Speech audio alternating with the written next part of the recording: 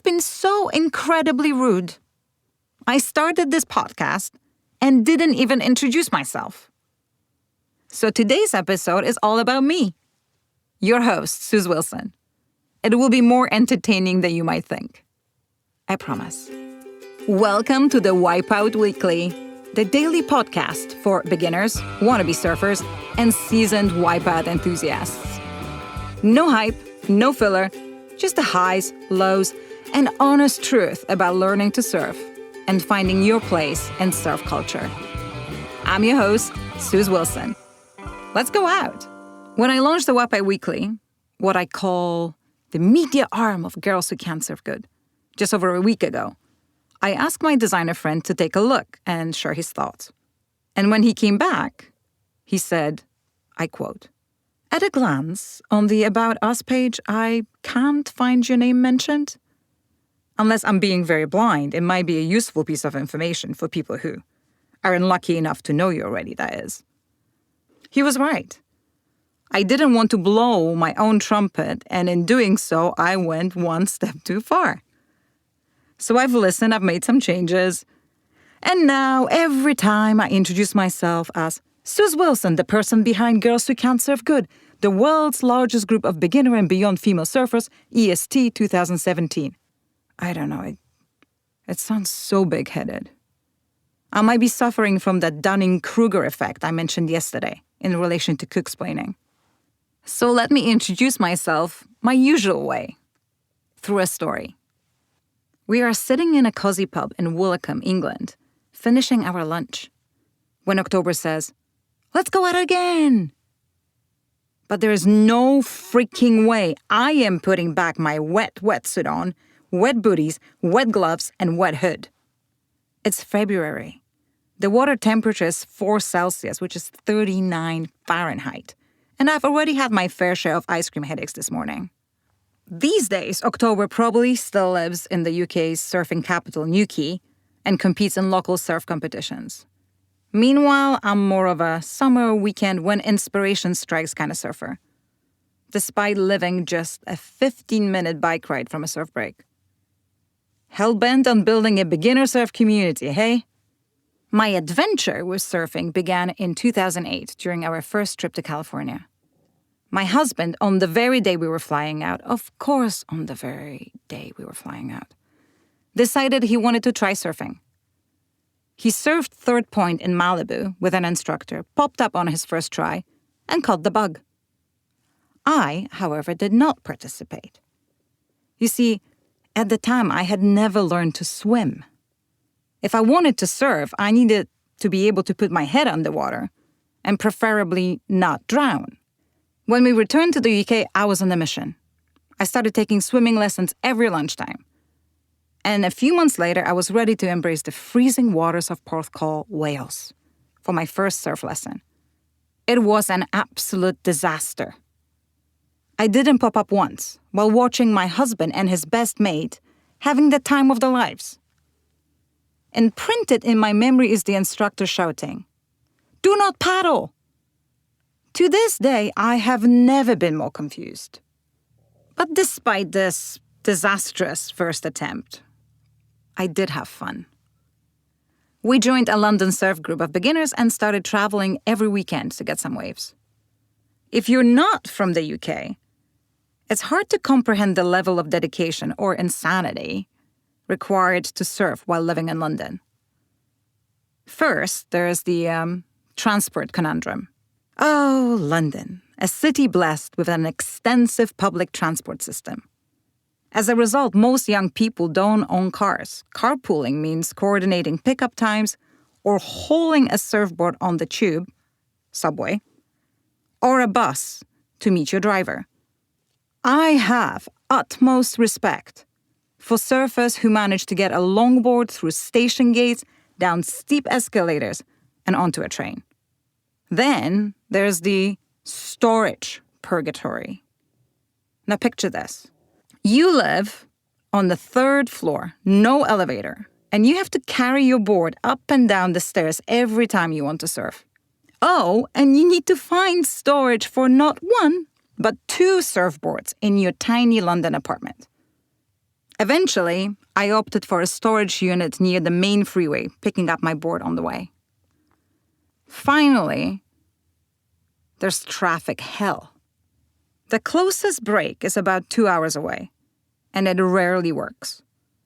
The real option's Wales, North Devon, or Cornwall, but the drive back on Sundays? That's for the truly insane. My longest drive back from Newquay was 11 hours for a distance of 429 kilometers, which is 267 miles. Because it took so long to get to and from the surf, we'd often camp in the summer or splurge on hotels in winter just to surf 2 days instead of 1. And then, of course, there was the pressure of having to surf twice a day. This one doesn't just apply to people who live in London, but most London-accessible surf spots are beach breaks, often messy and unpredictable, especially if you're new and you can't read surf reports properly. Winter waves are better than summer waves, but they require a 5mm wetsuit or a 6mm steamer, plus neoprene everything because it's so freaking cold. But despite all these never-ending hiccups, our London surfer group spent nearly every weekend attempting to surf. Some of us improved quickly, others, i.e. me, struggled. We'd book trips to Peniche in Portugal, hoping for better surf conditions that would make us better surfers. It took me years to have a truly good surf. Enter Waikiki, Hawaii, on an 11-foot longboard in a half-a-foot rolling waves. Absolute dream conditions. I had hours to pop up. I always say that I'd be a decent surfer if I could only pop up. Catching a wave, no problem. Turning, zero issues. But popping up? That's pure luck every single time. My struggles with popping up are exactly why I created Girls Who Can't Surf Good. When I moved from the UK to California, I surfed Lindamar, Pacifica, and Bolinas. I love Bolinas. While living in San Francisco. Since jumping over to LA, I surfed Venice Beach, Malibu, El Porto, Newport Beach, and some beaches in San Diego. In 2017, I started Girls Who Can't Surf Good as a local LA meetup. You know, just 5 to 6 girls surfing together at LA breaks. But when we moved to Facebook, it became something else entirely. Today, it's the world's largest and truly global community for female beginner surfers and beyond, with more than 74,000 members. We went from a few LA girls who wanted to surf at local LA breaks to a community of girls who want to travel the world and meet fellow surfer girls in North and South America, Australia, Asia, Africa, Europe. Girls who never surfed or surfed once and want to get back into it. Girls who are getting into surfing in their 40s, 50s, 60s, and 70s. Pregnant surf girls, postpartum surf girls recovering from serious injuries. Girls who are apprehensive about getting into the lineup, and girls who can surf just fine. Girls who are looking for advice about wetsuit, boob-holding bikinis, hair ties that will keep your hair in place, and sunscreen that won't burn your eyes. Girls like me, who still can't pop up for neither love nor money. It's a beautiful collection of women who share one thing, the love of surfing. Whether it's a lifelong obsession or just something they're excited to try on vacation. In December 2024, as my latest work project wrapped up, I found myself with more time to spend in the group. And that's when it hit me. Yes, the group is a safe space for female beginner surfers and beyond, but keeping it close and private has its downsides. No matter how much we cultivate a supportive, respectful, and educated surf culture in our community, that spirit doesn't always translate to the lineup. Because, well, the lineup is full of boys.